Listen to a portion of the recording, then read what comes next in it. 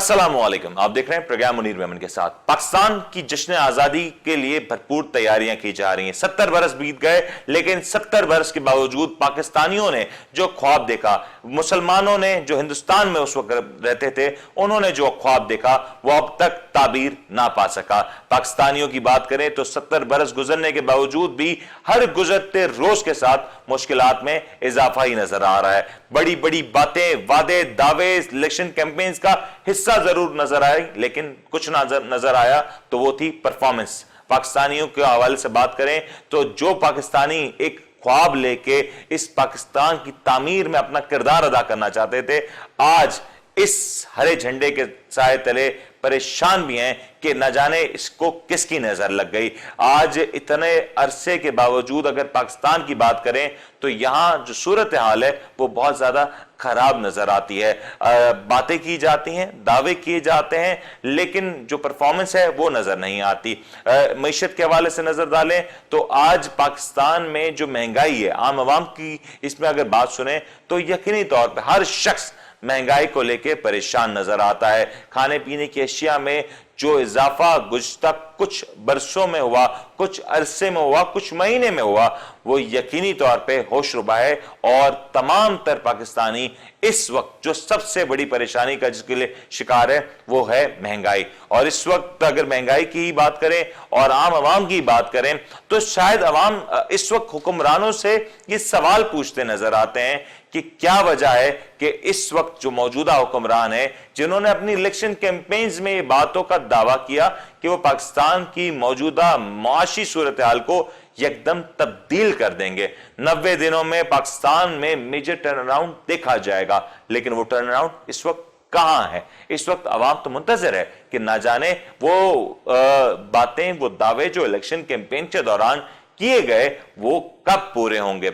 इस वक्त अगर गुज़श्ता 3 सालों के कबल जो परफॉर्मेंस को देखें, जो रेट्स को देखें, जो दीगर चीजों को देखें, तो 3 सालों में जो मौजूद प्राइसेस हैं वो उसमें बहुत बड़ा इजाफा हो चुका। किसी भी चीज को देख लें, आम आवाम के इस्तेमाल की कोई भी चीज हो, आज तमाम तर चीजों पे एक बड़ा इजाफा रिकॉर्ड किया जा चुका है। आज तमाम तर चीजों पे एक बड़ा चेंज आ चुका है और तनख्वाहें हैं, बिजनेसेस हैं, वो वहीं के वहीं नजर आते हैं, इनफैक्ट पीछे आ चुके हैं। इनफैक्ट उसमें तो एक डिक्लाइन नजर आता है। इस तमाम तो सूरत हाल पे अवाम क्या करे। डॉलर की बात करें तो डॉलर इस वक्त बढ़ता हुआ नजर आ रहा है और आम तौर पे जो डॉलर कुछ अरसे कबल 100 से नीचे हुआ करता था, बल्कि कुछ दिनों पहले की बात कर लें तो 150 के आसपास हुआ करता था, 150 155 के दरमियान ट्रेड होता था, तो वो डॉलर भी अब 160 से 163-64 तक बढ़ चुका है। और न जाने ये कहां जाकर रुकेगा, ये अवाम के सवाल है, ये सवाल मेरे नहीं है। और इस वक्त जो हुक्मरान मौजूद है, न जाने वो किस बात के मुंतजर हैं, कि क्या चाहते हैं, कौन से वक्त का इंतजार है कि वो पाकिस्तान की तामीर और तरक्की में अपना किरदार अदा करेंगे। आमतौर पे पाकिस्तान में जो रुझान रहा कि अगर 5 साल दौरा हुकूमत वैसे तो अक्सर देखने को नहीं मिली, लेकिन अगर गुज़श्ता 2 टेन्योर्स की बात करें तो एक्सपेक्ट किया जाता है कि 2 से 3 साल के बाद कहीं भी किसी भी जमहूरी मुल्क में जहां पे 5 साल की हुकूमतें होती हैं तो दूसरे तीसरे साल में हुकूमतें मुस्तहकम हो जाती हैं, मुल्क की जो सूरत हाल है वो मजीद मुस्तहकम हो जाती है, मुआशी सूरत हाल मुस्तहकम हो जाती है, बेहतर होनी शुरू हो जाती है। लेकिन पाकिस्तान में 3 साल का अरसा गुजर चुका है इलेक्शन को, लेकिन सूरत हाल है कि जूं की तू, शायद बहुत से एरियाज में अगर कहा जाए तो सूरत हाल बदतर नजर आती है। आज 3 साल का अरसा गुजरने को आया, शायद खान साहब के वो 90 दिन मुकम्मल नहीं हुए। आज ऑपोजिशन और हुकूमती बेंचेस पे बैठे अराकीन को नजर तो सब कुछ आता है, लेकिन अवाम की बेबसी और मुश्किलात नजर नहीं आती। आज शायद कोई फर्द दिखाई नहीं दिखता जिसको अवाम की मुश्किलात का इतराक हो। इस वक्त आम पाकिस्तानी की बात करें तो मुश्किलों से घिरा हुआ नजर आता है। उसकी मुश्किलात में गुज़श्ता कई बरसों से हर गुजरते रोज के साथ इजाफा ही देखा जा रहा है। मईशत का पहिया यकीनी तौर पर सुस्त हो चुका, तरक्की का पहिया तो नजर ही नहीं आता और आम आवाम का जो हाल है वो सरेआम देखा जा सकता है। इस वक्त मईशत के हवाले से बहुत से अवाम है, बहुत से शुक्क व शुबात हैं जिसको दूर करना यकीनी तौर पर जरूरी होगा और इसके लिए जरूरी है कि हुकूमत वक्त बेहतर इकदाम करते हुए, बेहतर पॉलिसी मेकिंग करते हुए, आवाम को, मेजर स्टेक होल्डर्स को एतमाद में लेते हुए काम करते हुए नजर आए। मुआशी सूरत हाल क्या है, इसमें क्या कुछ हुआ, डॉलर आखिर क्यों बढ़ गया, मईशत आखिर क्यों एक बार फिर से पीछे की तरफ बढ़ने लगी, इन तमाम तर बातों के ऊपर बात करेंगे माहिर माइशात नुमान साहब से और उनसे जरा जानेंगे कि आखिर सूरत हाल क्या है। एक वक्फा लेते हैं, वक्फे के बाद हाजिर होते हैं और नुमान साहब से जरा पूछेंगे कि जो ओवरऑल सूरत हाल है मुल्क की, मईशत की, बजट के बाद जो कुछ एक्सपेक्टेड था, क्या वो कुछ हुआ या नहीं, उनसे जरा जानेंगे। एक ब्रेक लेते हैं, ब्रेक के बाद हाजिर होते हैं।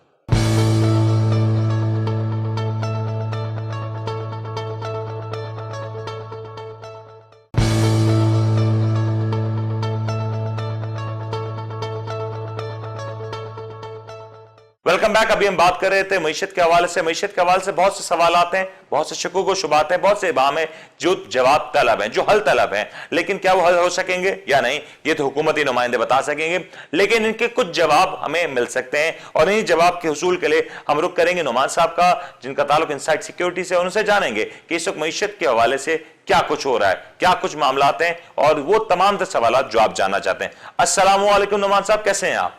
वालेकुम सलाम। नुमान, जरा बताएं ना कि क्या मामला है कि बजट आया, बजट के बाद काफी सारी बातें हुई कि बहुत जबरदस्त बजट था, लेकिन इन सब के बावजूद आज पाकिस्तान स्टॉक एक्सचेंज का जो मेन इंडेक्स है वो उसी सतह पे नजर आता है। देखिए, इसमें बहुत सारे फैक्टर्स हैं, इसमें मैं कोशिश करता हूँ कि इसे शॉर्ट आर्टिकुलेट करूँ। देखिए, अगर आप मैक्रो लेवल के ऊपर देखें तो हमारी जो इकोनॉमी है वो एक अनइवन से टर्न अराउंड की तरफ थी और उसी दरमियान हमें कोविड ने हिट किया। बट अगेन जो कोविड के अंदर हमारी लिए चीजें बेहतर होती गई, जिनमें रेमिटेंसेस का इनफ्लो, हमारे इंपोर्ट बिल के अंदर कमी, ये सब चीजों की वजह से हमारा करंट अकाउंट डेफिसिट जो है वो एक सरप्लस के अंदर आ, जो कि एक्सपेक्टेड नहीं था।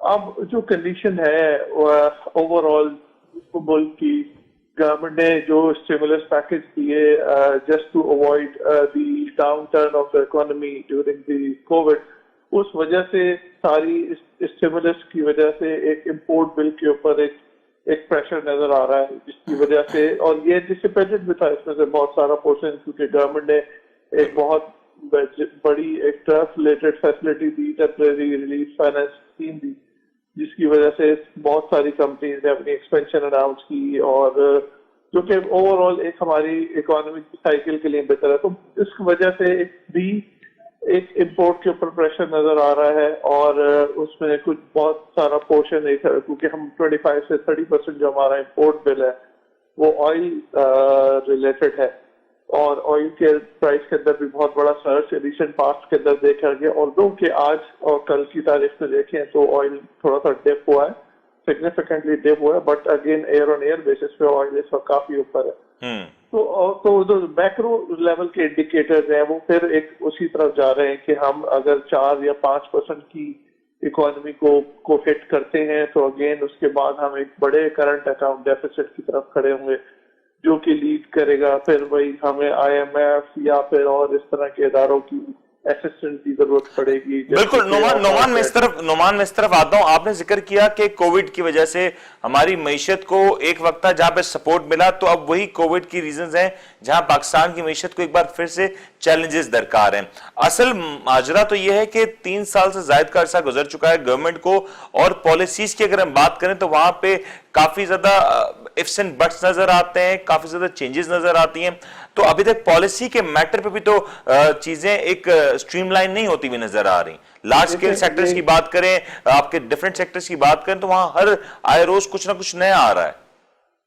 देखिए, आप हमारी इकोनॉमी का अलमिया ये है कि यहाँ पे एडहॉक बेसिस पे डिसीजन लिए जाते हैं, एक बड़ी लॉन्ग टर्म प्लानिंग के साथ डिसीजन नहीं लिए जाते।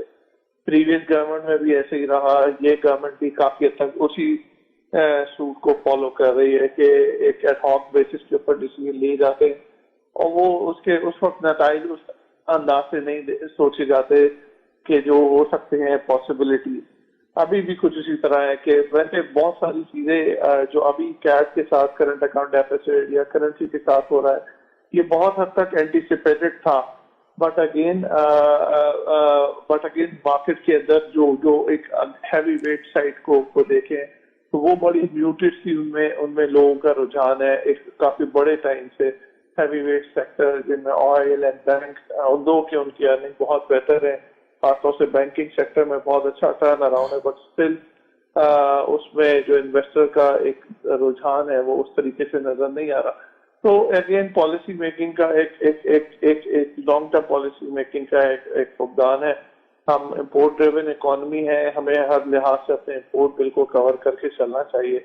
आई थिंक स्टेट बैंक को भेजने का जो फर्स्ट फिगर था इम्पोर्ट बिल को कुछ हद तक टेम डाउन करने का, दैट इज करेंसी फ्लेक्सिबिलिटी, वो ट्रिगर फर्स्ट तो बिल्ड हो गया है और वो काफी हद तक ट्रिगर दब भी किया है। अगर आप ओवरऑल देखें हमारी करेंसी को 5-6% मैं बिल्कुल डॉलर की तरफ आ रहा हूं, डॉलर से के हवाले से बात करूंगा, इन्फ्लेशन के हवाले से बात करूंगा, लेकिन सिर्फ स्टॉक मार्केट की बात कर लें। आपने ऑयल सेक्टर का और बैंकिंग सेक्टर की बात की, तो ये दोनों ब्लू चिप सेक्टर्स आते हैं, ब्लू चिप कंपनी जिसमें बहुत ज्यादा नजर आती हैं। बट अगर स्टॉक एक्सचेंज की गुज़िश्ता 2 से 3 साल की परफॉर्मेंस को देखें तो ब्लू चिप स्टॉक्स ने उस तरीके से परफॉर्म नहीं किया। इन्वेस्टर्स का आज भी जो रुझान है वो पेनी स्टॉक्स में नजर आता है और गैम्बलिंग स्टॉक एक्सचेंज में ज्यादा नजर आती है बनिस्बत लॉन्ग टर्म इन्वेस्टमेंट और सेविंग के हवाले से। देखिए 2-3 चीजें हैं जो आपने एक अलग तरीके से आर्टिकुलेट की हैं। मैं इसको इस तरह नहीं देखता, मैं इसको इस तरह देखता हूँ कि for example if you talk about banks की जो अर्निंग है वो एक बहुत लंबे टाइम से स्टेगनेंट है, एक रेंज के अंदर है। फॉर एग्जांपल मैं आज से 4-5 साल पहले भी यही बात सोचता था कि यार अभी बैंक की जो अर्निंग है 20-21 रुपए के दरमियान होगी सही पर शेयर के दरमियान, और अगर मैं आज उठा के देखूं तो आज भी उसकी अर्निंग हम टारगेट 20-21 रुपए के करीब कर रहे हैं, फुल ईयर अर्निंग अभी बैंक।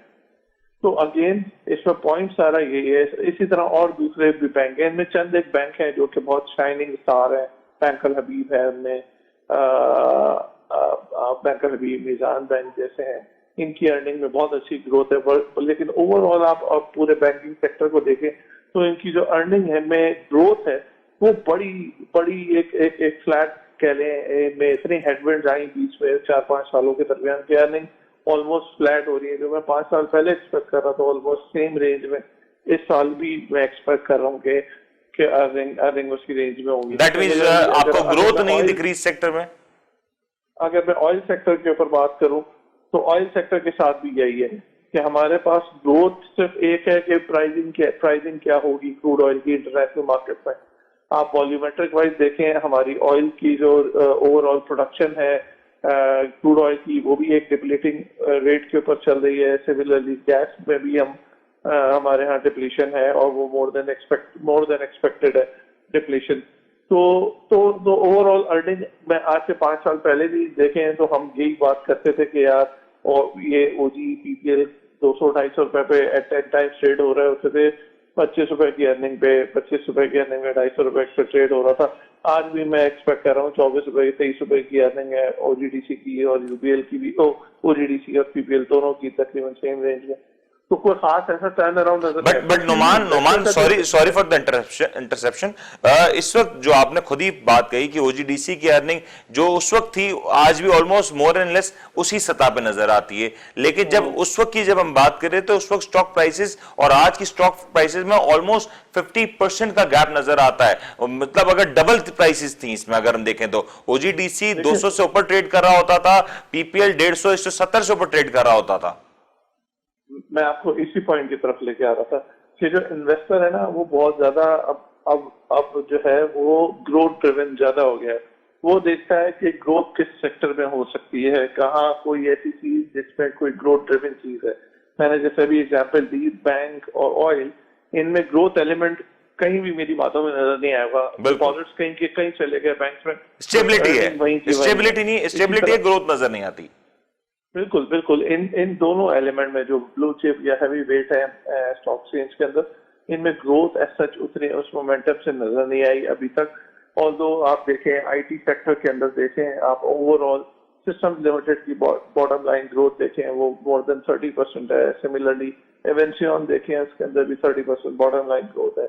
टीआरजी के अंदर भी आप उठा के देखें तो जो उसकी जब से लिस्टिंग हुई है आईबेक्स की, उसकी वैल्यूएशन अनलॉक हुई है, अब लोग बात कर रहे हैं वो मजीद उसके आईपीओ आएंगे और उसकी वैल्यूएशन मजीद बेहतर अनलॉक होगी।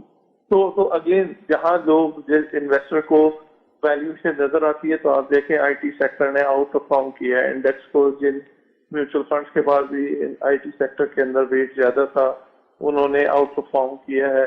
सिमिलरली आप देखें चंद एक फूड कंपनीज, उनकी रेवेन्यू ग्रोथ आप देखें, जिनमें यूनिटी का मैं नाम लूंगा, वो जिस तरह से रही है उसके शेयर प्राइस ने भी वैसे आउट परफॉर्म किया, अर्निंग में भी बॉटम लाइन ग्रोथ भी उसकी बहुत सिग्निफिकेंट रही। तो इन्वेस्टर ऐसा नहीं है कि वो सिर्फ एक स्पेकुलेटिव ज्यादा है, वो ग्रोथ ड्रिवन ज्यादा है, ना कि वो एक सेफ एंड की तरफ रहे। इसीलिए देखें, आप ओवरऑल देखें तो बहुत सारे म्यूचुअल फंड्स के पास एवरेज बहुत ज्यादा क्वांटिटी में हबीब बैंक या ये टॉप टियर बैंक, उनके बैंक और ऑयल उनके पोर्टफोलियो के अंदर पड़े। तो लिक्विडिटी का प्रॉब्लम है कि कौन लिक्विडिटी मजीद कोई इन्वेस्टर आए लेने के लिए जिसके बाद ये प्राइस कुछ खिंचे, तो ये एक कंसर्न है। तो जो लोकल वो है वो देखता है कि कहाँ ग्रोथ है, वो उस सेक्टर में काम कर रहा है फिलहाल। दैट मीन्स इन्वेस्टर का जो रुझान कुछ अर्सा पहले न था, 4-5 साल पहले था, इन्वेस्टर अब मुकम्मल तौर पे तब्दील हो चुका है, उसका माइंडसेट तब्दील हो चुका है। असल में देखिए अभी चीजें बुरी नहीं है, इन्वेस्टर को चीजें नजर आ रही है कि ग्रोथ इकोनॉमी में हो रही है और अगले साल भी ग्रोथ मोमेंटम रहेगा, तो वो ग्रोथ को टारगेट कर रहा है। बस जैसे जैसे चीजें डाइल्यूट होती रहेंगी, ये कैड हमारा एक्सपैंड होगा और चीजें जो है वो एक मुश्किल दौर की तरफ मूव होंगी, तो उसके बाद मेरे ख्याल से फिर लोग वापस डिफेंसिव स्टॉक की तरफ आएंगे। और ये जिनमें बैंक है, हाई डिविडेंड यील्ड है, अर्निंग स्टेबल है, जबकि लेकिन डिविडेंड यील्ड स्ट्रॉन्ग है, डबल ईयर डिविडेंड यील्ड है। सिमिलरली ईएनपीज के अंदर भी सर्कुलर डेट के मसले को अगर आप हटा दें तो आर रफली trading at 4.5 to 5 times to their earning. और तो मेरे ख्याल से लोग फिर उस वक्त आए जब मार्केट के अंदर कोई ग्रोथ के एलिमेंट एलिमिनेट हो जाए। फिर ग्रोथ लोग देख रहे हैं, एक्सपेक्ट कर रहे हैं इकोनॉमी के अंदर। ठीक हो गया नवाज साहब, लेकिन जिस तरीके से आपने कहा ना ग्रोथ के नंबर्स आ रहे हैं, तो ग्रोथ के नंबर्स तो दो और जगहों पे भी आ रहे हैं। अगर हम डॉलर की प्राइस की बात करें तो डॉलर की जो प्राइसेस है उसमें तो बड़ी जबरदस्त ग्रोथ हो रही है, साथ साथ इन्फ्लेशन के नंबर्स भी ग्रो होते हुए नजर आ रहे हैं, और कहीं ना कहीं एक्सपेक्टेड है कि आने वाली मॉनेटरी पॉलिसी में भी कुछ growth in terms of numbers दिखाई दे। तो जरा पहले डॉलर के ऊपर बात कर लें कि ये रिसेंटली जो डॉलर में हाइक आया है, डॉलर तकरीबन 150-55 के दरमियान ट्रेड हो रहा था और अब ये बढ़ के 163 तक आ पहुंचा है, 163-164 तक पहुंच चुका है इनफैक्ट। तो ये क्या माजरा है सर, ये डॉलर क्यों बढ़ता जा रहा है? देखिए वो ये इसमें कोई ऐसी हैरानकुन बात नहीं है कि डॉलर में क्यों सर एक मुल्क जिसके ऊपर डेट हो, एक मुल्क जिसको कर्जों की अदायगी करनी हो, जिसको इंटरेस्ट पे करना हो, उसके लिए तो ये बड़ा फैक्टर होता है ना नुमान साहब। देखिए बिल्कुल बड़ा फैक्टर है। इसीलिए जब आपके कर्जे, जब आपका ट्रेड के अंदर इम्बैलेंस क्रिएट होता है तो आपका डॉलर स्लिप होता है।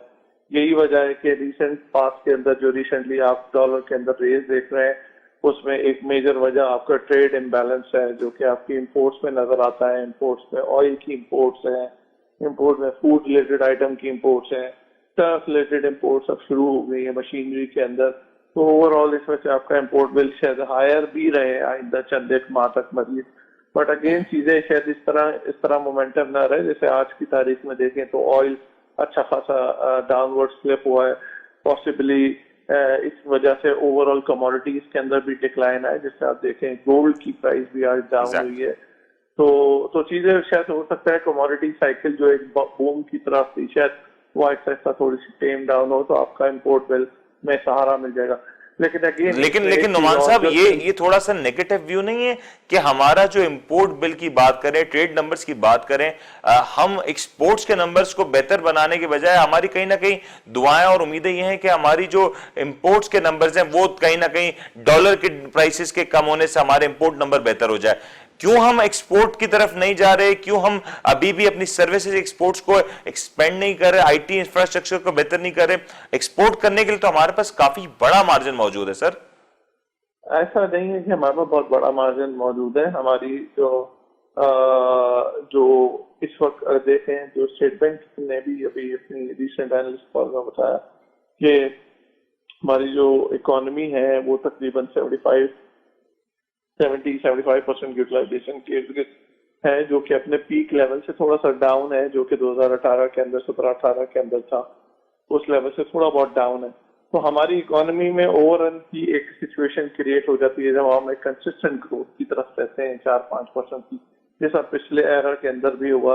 इस एरा में भी हम अगर 2 साल हम ओवररन कर गए 4-5% के इर्द गिर्द, मे भी हमारे साथ कंडीशन उसी तरह हो। बट अगेन इस दफा कुछ बेहतरी चीज ये है कि जो अक्रॉस के जो इम्पोर्ट है, मशीनरी इम्पोर्ट्स हैं, वो अक्रॉस द इंडस्ट्री है। इसमें एक्सपोर्ट रिलेटेड सेक्टर के लिए भी इंडस्ट्री मशीनरी इंपोर्ट हो रही है और कुछ कंजम्पशन रिलेटेड भी है। बट इसमें मोस्टली मशीनरी जो है वो एक वेंचर क्रिएट करेगी मेरे ख्याल में, export related. and eventually it will take bit more time.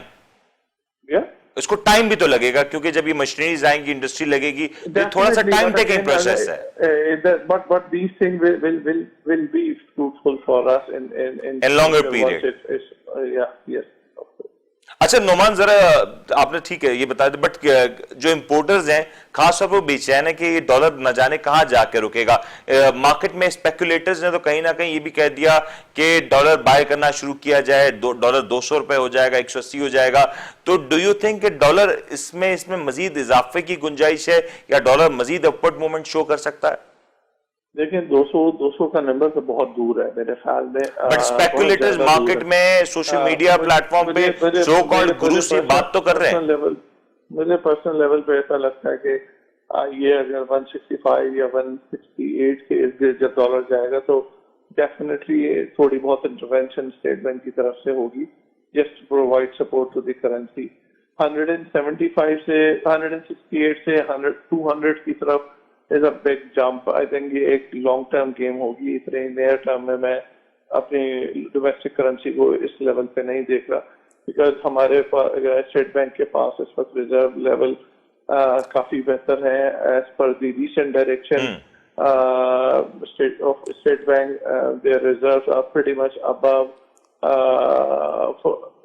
for the repayment in near term. तो मुझे इतना मसाइल जो है वो डॉलर पे नहीं लगते कि मोर और लेस डॉलर इसी सतह को मेंटेन करता हुआ नजर आ रहा है। मेरे ख्याल से 170 के नीचे आइंदा 1 से 1.5 साल तक मुझे डॉलर मेंटेन होता हुआ।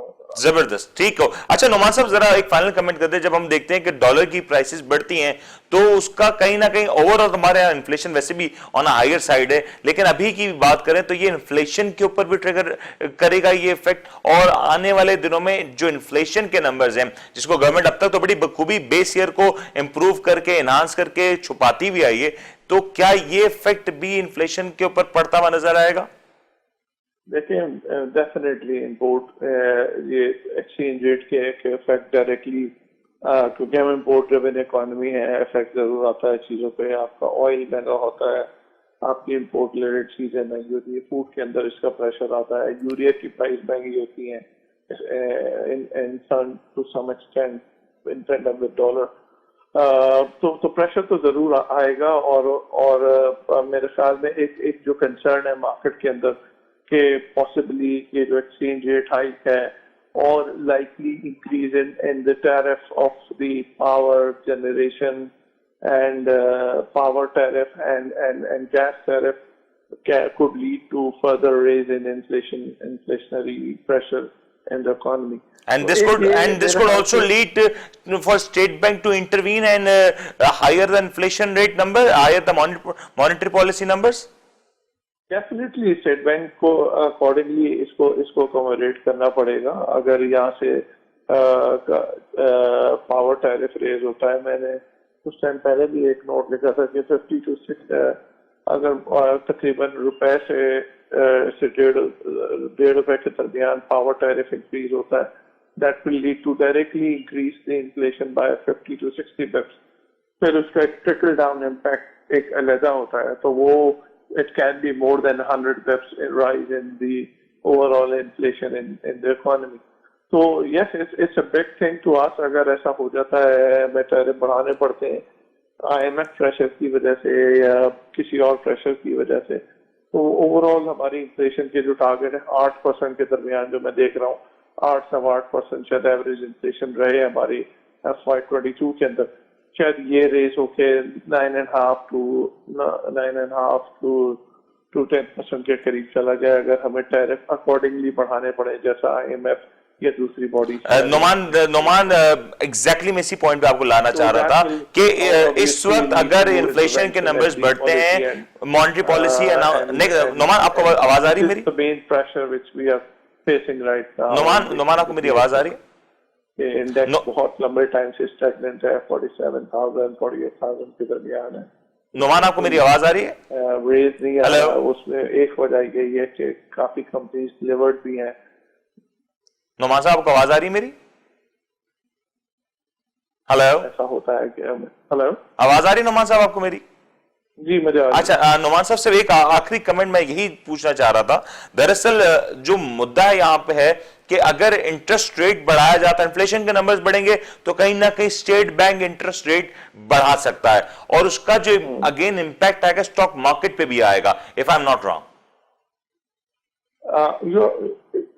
To some extent you're right, but again market is also expecting an interest rate hike by the end of this calendar year, and that is the reason market is जो level को 47-48,000 के level को beat नहीं कर पा रही। बिल्कुल ये एक वजह है, बट अगेन मैं ऐसे कह रहा हूँ कि जैसे मार्केट में हम जैसे और चंद एक और उससे बहुत बेहतर एनालिस्ट हैं जो कि इन्फ्लेशन और इंटरेस्ट रेट को बहुत बेहतर फोरकास्ट कर लेते हैं, तो एक्सपेक्ट कर रहे हैं लोग के at some point state bank have to intervene. और बट अगेन इसमें बहुत सारे फैक्टर्स स्टेट बैंक को भी देखते हैं कि ग्रोथ ट्रिकल डाउन ना हो जाए, ग्रोथ के एलिमेंट को भी देखते हैं। तो इंटरेस्ट रेट मेरे ख्याल में जो होगा, जो स्टेट बैंक की डायरेक्शन है वो mildly positive real interest rate की तरफ जाएंगे। तो अगर 9% के करीब आपका इन्फ्लेशन हो जाता है, वैसे मेरा फिलहाल एस्टिमेट 8.3 to 8.5% है, अगर ये 9% या 9.25% होता है तो एट मैक्स मेरे ख्याल से यहाँ से 100 Bips to 200 and 250 Bips interest rate की गुंजाइश है। और ये भी शायद जो स्टेट बैंक की गाइडेंस है वो यही है कि वो बहुत ग्रेजुअल होगा, वो ऐसा नहीं होगा कि एकदम से इंटरेस्ट रेट को उठा के 100 to 200 बिप्स ऊपर ले गए, ग्रेजुअल होगा, वो मॉनिटर करते रहेंगे इस चीज के इफेक्ट को। तो चीजें बिल्ड भी है, कुछ हद तक मार्केट इसीलिए फंसी हुई है, बिल्ड कर रही है चीजें, और इसी तरह मेरे ख्याल से कुछ टाइम तक एटलीस्ट मार्केट मूव करेगी अनलेस और अनटिल कोई पॉजिटिव ट्रिगर मार्केट को डाल जाए। बहुत बहुत शुक्रिया नोमान साहब, आपने अपने दो तज्जिए से और अपनी माहिराना राय से हमें आगाह किया और यकीनी तौर पे ये बड़ा इंपॉर्टेंट फैक्टर है। इस वक्त अगर बात करें मईशत के हवाले से, तो जैसे कि प्रोग्राम के इब्तिदाई हिस्से में मैंने आपसे फरमाया कि मईशत इस वक्त जहां पे एक मुश्किल दौर से जरूर गुजर रही है, वहां पे पाकिस्तान स्टॉक एक्सचेंज के लिए और उसके इन्वेस्टर्स के लिए यकीनी तौर पर ये जो दौर है बड़ा मुश्किल हो सकता है। अगर इस वक्त बात करें स्टॉक एक्सचेंज के हवाले से और पाकिस्तान की ओवरऑल मईशत के हवाले से, तो आने वाले दिनों में जहां महंगाई के नंबर्स में इजाफा आएगा, इन्फ्लेशन के नंबर्स में इजाफा आएगा, वहां स्टेट बैंक ऑफ पाकिस्तान का रोल बड़ा कलीदी होगा। लास्ट मॉनेटरी पॉलिसी अनाउंसमेंट में कहीं ना कहीं एक्सपेक्टेड था कि मॉनेटरी पॉलिसी में 0.25 का इजाफा रिकॉर्ड किया जा सकेगा, लेकिन due to covid, due to other issues, शायद स्टेट बैंक ने अपने आप को इस वक्त मोहतात किया और बिजनेस एक्टिविटी को इस वक्त किसी भी तौर पे डेंट ना लगे, ये शायद डिसीजन को रोका गया या प्रोलॉन्ग किया गया। लेकिन अगर आने वाले दिनों में जिस तरीके से नुमान साहब फरमा रहे थे कि 100 से 150 या 200 बेसिस पॉइंट्स तक अगर पाकिस्तान की मॉनेटरी पॉलिसी में इजाफा होता है, तो यकीनी तौर पे इसका असर ना सिर्फ पाकिस्तान में मौजूद कारोबारी सरगर्मियों पे आ सकता है, बल्कि इसका बहुत बड़ा इंपैक्ट पाकिस्तान स्टॉक एक्सचेंज पे आएगा। और ये एक बहुत बड़ी वजह है कि जिसके बावजूद हम देखें कि स्टॉक एक बड़ा भरपूर बजट आया, तमाम तर एनालिस्ट ने, तमाम तर स्टेक होल्डर्स ने बजट की तारीफ की, कुछ लोगों ने बजट को लूट सेल बजट का, लेकिन इन तमाम तर वजूहात के बावजूद ये इस वक्त भी स्टॉक मार्केट की परफॉर्मेंस को देखें तो वो वहीं उसी सर्टेन लेवल के आसपास फंसी हुई नजर आती है। स्टॉक एक्सचेंज 47, 48, 46,000 के एक जो लेवल है उसी के दरमियान ट्रेड हो रहा है, और ये यकीनी तौर पे आने वाले दिनों में इन्वेस्टर्स के लिए कुछ मुश्किलात भी खड़ी कर सकता है। स्टेट बैंक का रोल क्या होगा, ये एक बड़ा सवालिया निशान है। आने वाले दिनों में डॉलर की परफॉर्मेंस क्या बनती है और डॉलर कहां तक जाके ठहरेगा, क्या डॉलर एक बार फिर से रिवर्स हो सकेगा या नहीं, ये भी एक बहुत बड़ा सवाल है, क्योंकि इंपोर्टर्स की इस वक्त नजरें पूरी तरीके से डॉलर की प्राइस वेरिएशन पे लगी हुई है। जिस तरीके से डॉलर में वेरिएशन आएगी उसी तरीके से पाकिस्तान का इंपोर्ट बिल भी इंपैक्ट होगा। और इस वक्त जहां पे पाकिस्तान का जो ट्रेड डेफिसिट है, यानी कि जो तिजारती खसारा है, वो हर गुजरते रोज के साथ बढ़ता हुआ नजर आ रहा है। इस सूरत हाल को देखते हुए ये कहीं भी एक्सपेक्ट किया जा सकता है कि डॉलर आने वाले दिनों में मजीद इजाफा हो सकता है डॉलर की प्राइसेस में, अनटिल अनलेस कोई चेंज आ जाए, अनटिल अनलेस यहां पे कोई पॉलिसी चेंज किया जाए, स्टेट बैंक का इंटरवेंशन किया जाए, या कोई मेजर सेंटिमेंट का चेंज आ जाए। अदरवाइज जो सूरत हाल है वो आपके सामने। उम्मीद है आपको आज का प्रोग्राम पसंद आया होगा। अपने होस्ट में उनको इजाजत दीजिए, जश्न आजादी भरपूर तौर पर मनाएं और अपना बहुत बहुत ख्याल रखिए। अल्लाह हाफिज।